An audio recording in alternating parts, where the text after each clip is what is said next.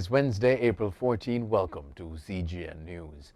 Highly respected Jamaican physician Alfred Dawes is denying any connection to a voice note warning persons about the COVID-19 vaccination. The audio recording is being widely circulated on social media, and Dawes says he has been bombarded by concerned persons. Dawes said he has received his first dose of the AstraZeneca vaccine and will take the second dose in May. He stressed that the voice in the audio recording is not his and does not reflect his personal or medical opinion on any approved COVID-19 vaccines. The voice note comes at the height of a drive by the government to get over 50,000 people vaccinated in 4 days.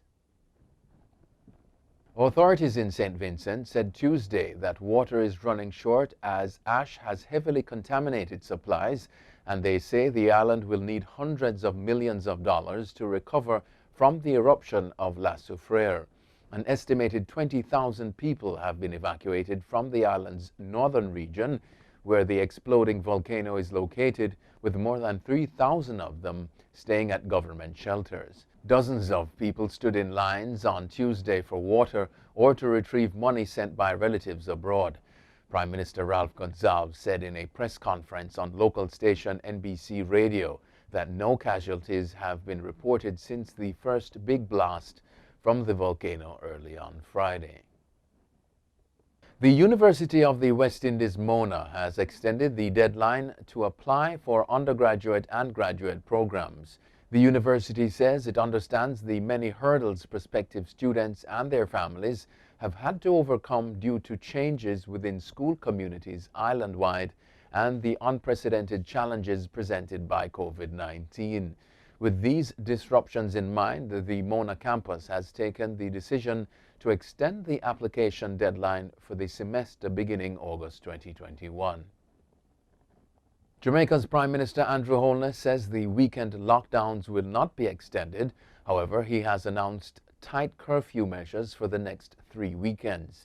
The curfew will begin at 4 p.m. on Saturdays and 2 p.m. on Sundays, ending at 5 a.m. the following morning. Holness said all other measures have been extended. The ban on travel from the UK will remain in place until April 30. Jamaica's health ministry has used up all 75,000 doses of the AstraZeneca COVID-19 vaccine received last week. The vaccines were sent from stocks held by South Africa and would have expired on Tuesday. Prime Minister Andrew Holness said the government undertook a mass vaccination campaign to use as many of the doses as possible. He said he was pleased to report that all the vaccine doses were used on the final day of the blitz. In its bid to deplete the expiring doses, the government had relaxed its registration process and allowed anyone who wanted the vaccine to access it over the 5-day blitz. Overseas now, U.S. President Joe Biden is to announce that troops will leave Afghanistan by September 11, officials told U.S. media. The U.S. would miss a May deadline set by the Trump administration. The new deadline coincides with the 20th anniversary of the terror attacks on the World Trade Center and the Pentagon in the U.S. in 2001. Biden had previously said the May deadline would be tough to meet.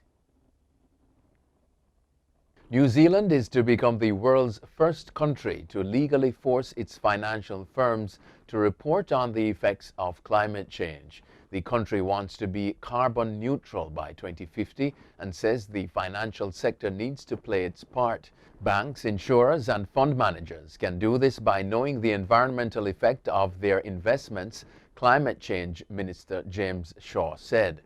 Legislation is expected to receive its first reading this week. Once the law is passed, companies will have to start reporting on climate change impact in 2023. Banks have come under increasing pressure to step up efforts to help fight climate change. A UK trial has been launched to see if giving people different COVID vaccines for their first and second doses works as well as the current approach of using the same type of vaccine twice. The idea is to provide more flexibility with vaccine rollout and help deal with any potential disruption to supplies. Scientists say mixing jabs could also possibly give even better protection. Currently, official guidance says anyone already given the Pfizer-BioNTech or Oxford-AstraZeneca jab should get the same vaccine for both doses.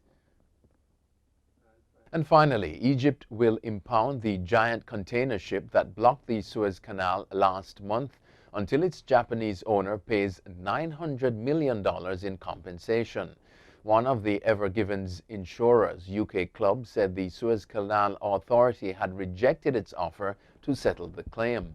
It described the claim, which includes $300 million for a salvage bonus and $300 million for loss of reputation, as extraordinarily large. The Ever Given is anchored in the Great Bitter Lake, the canal's midway point. The 22,000-ton ship became wedged diagonally across the waterway on March 23 after running aground amid high winds and a sandstorm that affected visibility. That's it for CGN News. I'm Scott Wilson. Thanks for watching.